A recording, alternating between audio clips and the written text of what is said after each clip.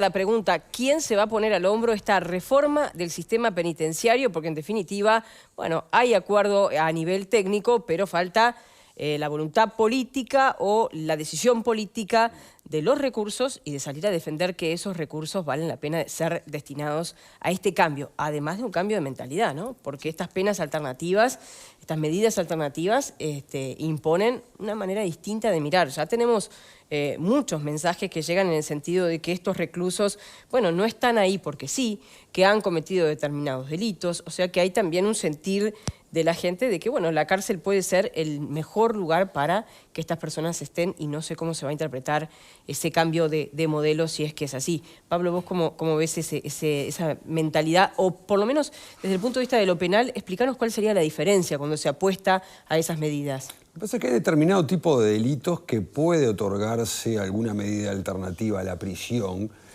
porque son sujetos que tienen la capacidad, o por lo menos en principio, de poder lograr una rehabilitación. Por ejemplo, una persona que es formalizada y posteriormente es penada por un delito de un hurto, en el cual de pronto le dan 6 meses por ese delito, quizá tenga la posibilidad de poder rehabilitarse con determinadas penas o con determinadas medidas alternativas. Por supuesto, un homicidio especialmente agravado, un tráfico de estupefacientes donde bajan 300 kilos de cocaína, claramente es otra situación. Las penas alternativas no es que es para el total de la población carcelaria.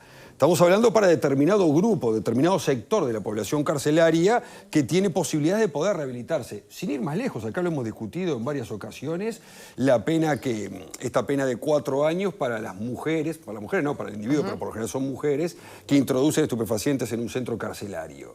Estamos hablando de repente que hay personas que por determinado motivo, no lo vamos a discutir ahora, quizás introducen, no sé, 7, 8 lágrimas de pasta base o 50 gramos de marihuana a la cárcel y tiene una pena de 4 años. Entonces, si esa persona no tiene antecedentes y comete ese tipo de error, puede ser pasible de una pena alternativa a la prisión y lograr una rehabilitación y aparte, ojo, no lo cometas más. Ahora, si nosotros le enviamos 4 años a la cárcel por un error de esas características, bueno, difícilmente se pueda rehabilitar. Pablo, si me permitís, ya tenemos en línea el comisionado parlamentario para el sistema carcelario, Juan Miguel Petit. Le agradecemos muchísimo estos minutos y lo sumamos a esta conversación. Estamos ya hablando de las expectativas que genera esta delegación del Estado uruguayo visitando Estados Unidos, más concretamente viendo de cerca el modelo del Estado de Texas en materia de sistema penitenciario. Muy buenas tardes y gracias por acompañarnos. Buenas, gracias a ustedes por el interés y comparto la expectativa de esta visita, que es un ejercicio de pensar, porque los temas de la ejecución penal son muy complejos, no están resueltos ni en Uruguay ni en buena parte del mundo, de cuáles deben ser los mecanismos, cuánta prisión, cuánto tiempo, cómo estructurar un sistema que funcione. Y para tener un diagnóstico hay que pensar, porque además la realidad cambia mucho, el tema de adicciones, salud mental, y por lo tanto ver lo que ocurre y las prácticas del mundo es una muy buena práctica para pensar un modelo uruguayo eficiente y ajustado a los derechos humanos.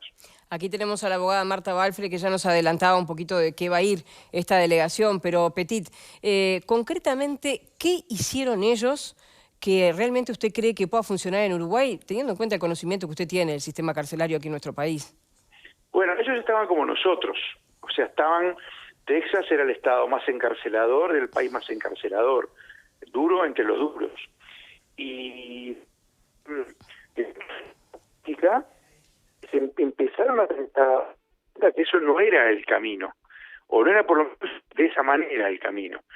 Muchos años estudiando, discutiendo en el Parlamento, los dos grandes partidos norteamericanos, el Partido Demócrata y el Partido Republicano, y con estadísticas, con estudios académicos, con diagnósticos, y vieron que ese gran sistema de encarcelamiento lo que generaba eran más delitos, porque hacía que las personas perdían sus familias, los hijos caían en la delincuencia, caían en la ruptura, en el abandono, se generaban trastornos de salud mental, se favorecían las bandas dentro de la cárcel, lo que llamamos después en Centroamérica se llaman maras, el tema de, crimen organizado, narcotráfico, etcétera, etcétera. Entonces, empezaron a establecer un sistema donde dijeron, hay delitos leves que en la cárcel se agravan.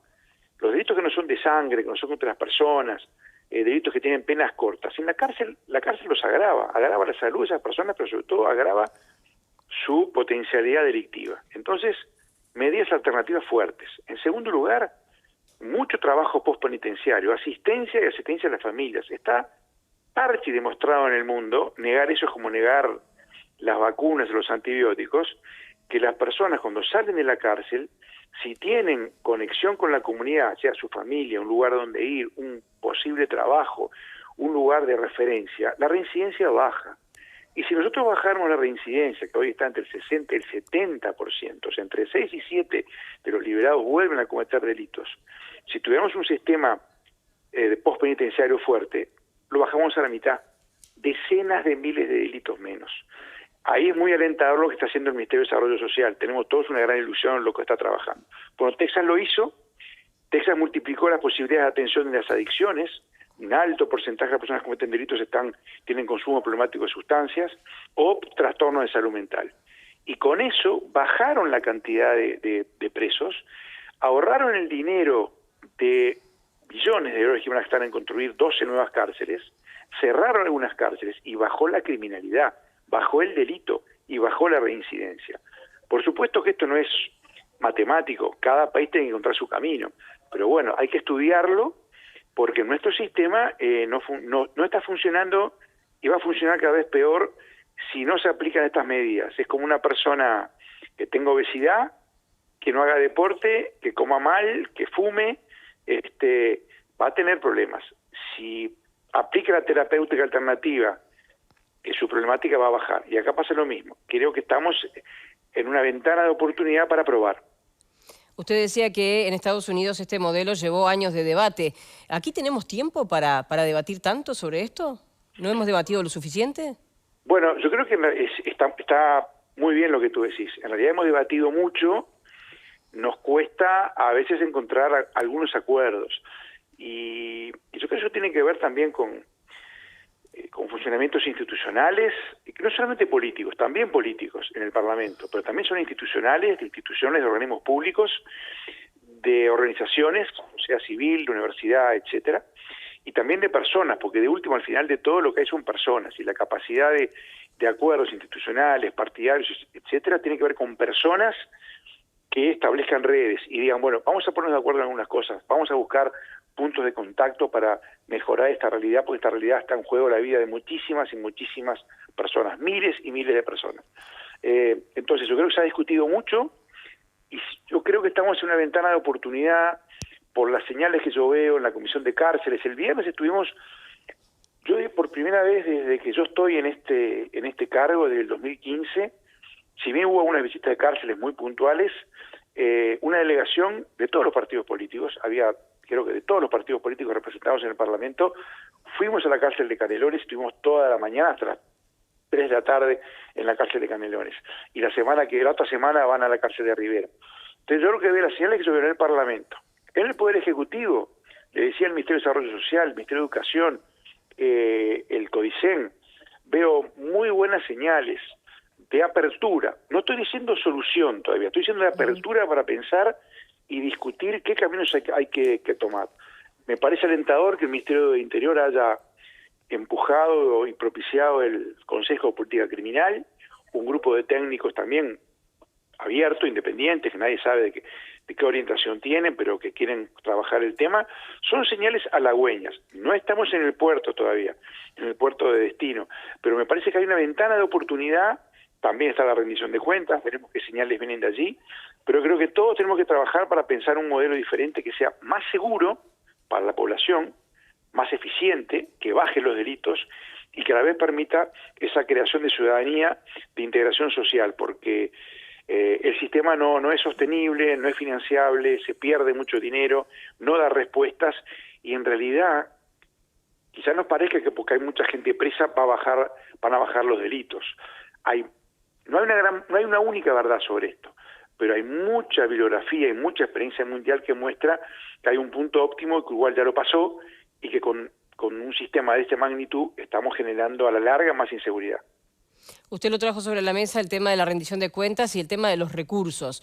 Este modelo que usted está señalando, ¿es un modelo caro? ¿Cuánto costó?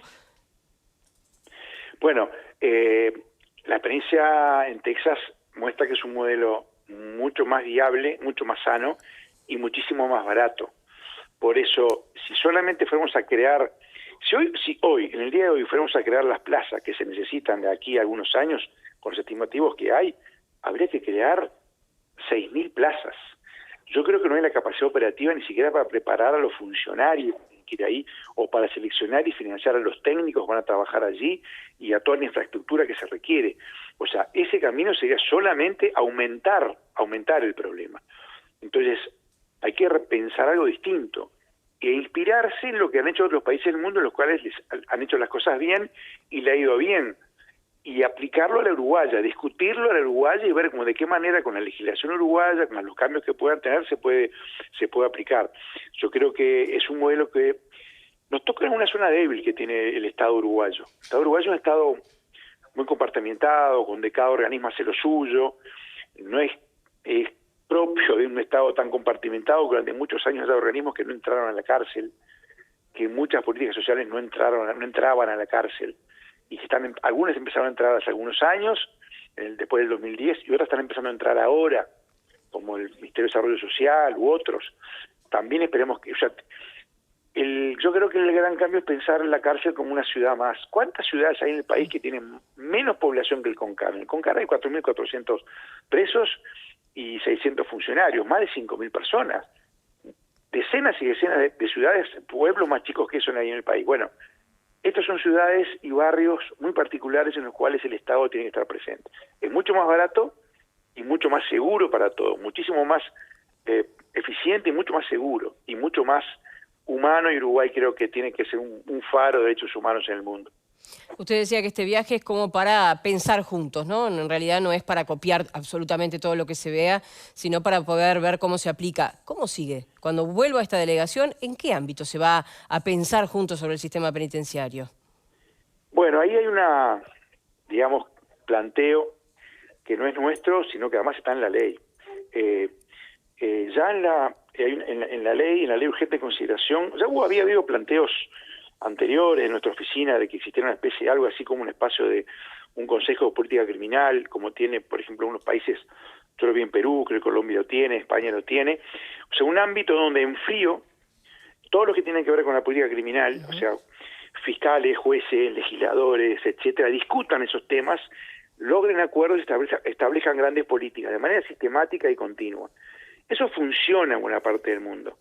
Y no discutir en caliente, porque claro, acá discutimos en caliente, cuando se enteramos en un caso de alguien, alguien que dio una medida alternativa y comete un delito, o alguien que se robó un gorro y le dan 3 años de cárcel, o sea, los extremos, y uno de nuestros talones de Aquiles es justamente eso, pensar en conjunto, articular, juntar esfuerzos, trabajar en equipo.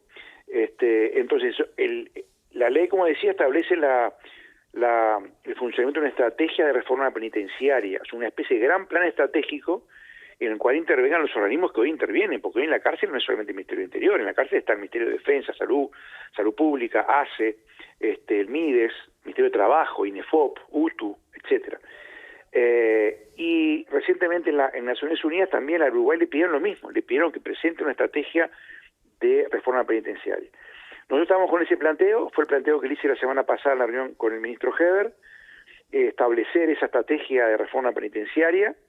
El Ministerio del Interior, como organismo rector en materia de sistema carcelario, tiene muchas maneras de hacerlo, con un grupo, con una secretaría técnica, convocar también a la Comisión de Cárceles de Parlamento, hay muchas maneras posibles, y todas pueden ser positivas, pero yo creo que va por ahí. Y no es una comisión más, ni perder el tiempo, ni llamar a burócratas, es aquello de despacio que estamos apurados, pensemos que esto es complejo, no es solamente seguir haciéndolo todos los días, sino que estamos en el siglo XXI, cambió el delito, cambió la cultura, cambiaron las familias, cambió el comportamiento de los jóvenes, y no podemos seguir combatiendo el delito del siglo XXI y dando respuestas a la cárcel del siglo XXI con respuestas del siglo XIX, y en algunos casos más atrás.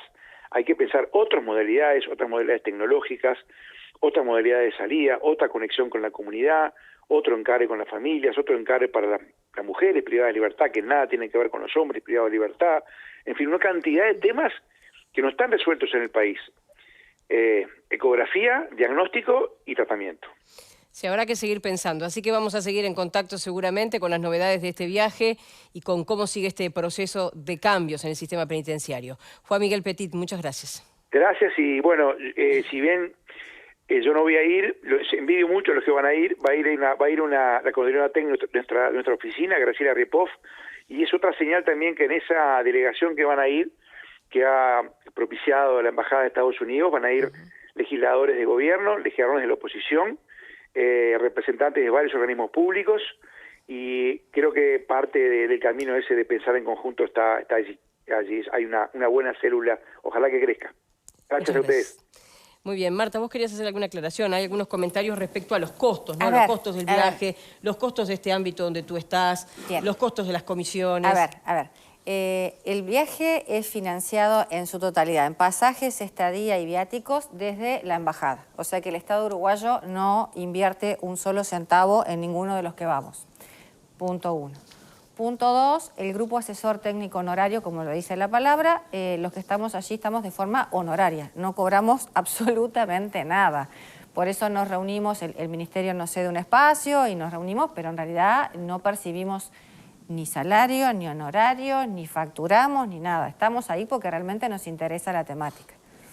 O sea que creo que no debería ser tan criticable la tarea, porque elegimos eso porque nos gusta, porque nos parece que hay que diseñar un plan que tiene que trascender lo que es el gobierno de turno. O sea, cualquiera que vaya a hacer una reforma hoy tiene que pensar que los frutos no los va a ver en 2 meses, ni en 3 meses, ni en 2 años. Quizá lo vea en 7. Pero nos parece que hay que hacer un cambio paulatino donde tiene que estar integrado y convencido todo el sistema político, y más allá de que cambie el signo del gobierno de turno, que vean que es algo positivo. ¿Por qué? Porque entendemos que si no, la gente se queja de lo que se gasta. Bueno, yo les diría que si seguimos haciendo megacárceles van a seguir pasando desastres. Si hacemos cárceles más pequeñas, que sería la situación ideal, tenemos que pensar no solo en la construcción, sino en el predio, en las personas que van a cuidar, en los técnicos, en toda la infraestructura. Entonces, si lo quieren ver desde un punto de vista egoísta, es mucho más barato evolucionar a un sistema de medidas alternativas bien supervisado, con las personas en su casa y con chances de rehabilitarse aquellos que sean más viables, que seguir depositando gente intramuros y generando más rispidez. Mendoza ya está convencida, no precisa ir a ningún lado. No, yo estoy convencida, sí. No, cuando vos antes de la entrevista con Petit mencionabas algunos mensajes que dejaban los televidentes, a mí me parece que van en la dirección correcta. Es razonable que piensen de esa manera cuando planteaban, bueno, pero por algo están en un centro de reclusión. Por eso, antes de la tanda, yo le preguntaba a Marta por el hecho de cómo se calificaban esos privados de libertad, y a Pablo también en la tanda le pregunté cuántos consideraba él de esos 14.400 que hoy están en condiciones de ir a otro tipo de medidas que no sean estar en un centro de reclusión, porque eso me parece relevante para saber frente a qué estamos, ¿no? Porque si me decís, mira, son 100, no vale la pena. Si estamos hablando de que es un 40%, bueno, quizás, igual ahí se necesita dinero también, porque sí, claro, si a vos te suplantan, como lo planteaba Pablo, una medida de privación de libertad, podría ir a trabajar honorariamente a un hospital, por ejemplo, y alguien tiene que estar supervisando y controlando que efectivamente esa persona vaya y cumpla con lo que se le planteó, ¿no? Y para eso también se necesita dinero. Ahí hay que hacer una ecuación, sí, porque fíjate que tenemos que ir redondeando ya porque tenemos el invitado aquí en piso. 170 millones de dólares aproximadamente por año. En los privados de libertad. Habría que unos 39.000 pesos por mes. Unos 14.400 andamos ahí. Hay que hacer la ecuación a ver cómo... Mucha gente pone que no hay que gastar dinero en esto. Y la realidad es que el sistema que tenemos hoy no es eficiente, pero es carísimo. Claro, entonces, o sea, la realidad de construir cárceles es carísimo. Entonces, y creo que a nadie se le ocurre que alguien que es un delincuente, pero además es un adicto, y lo metés preso, está claro que él va a buscar todos los mecanismos para atender su adicción. No atenderla en salud, sino para seguir recibiendo lo que necesita porque su cuerpo se lo pide. Y eso es lo que genera también que vos tengas consumo dentro de las cárceles, cómo llega la droga a las cárceles, gente que termina presa por entrar droga a la cárcel. Entonces, es un sistema que de esta forma, las deudas, lo que pasa con las familias afuera, cómo siguen delinquiendo desde dentro de la cárcel. Entonces, o sea, hay un sistema que si no le buscamos una vuelta, es perverso. Y es un círculo que nunca termina de resolverse. Se habrá que seguir pensando en este tema y ojalá traigan entonces muchos insumos para poder echar luz sobre este asunto que tiene unos cuantos años de debate. Pepe, periodísticamente lo estamos siguiendo desde siempre. Antes de cambiar de tema, un consejo.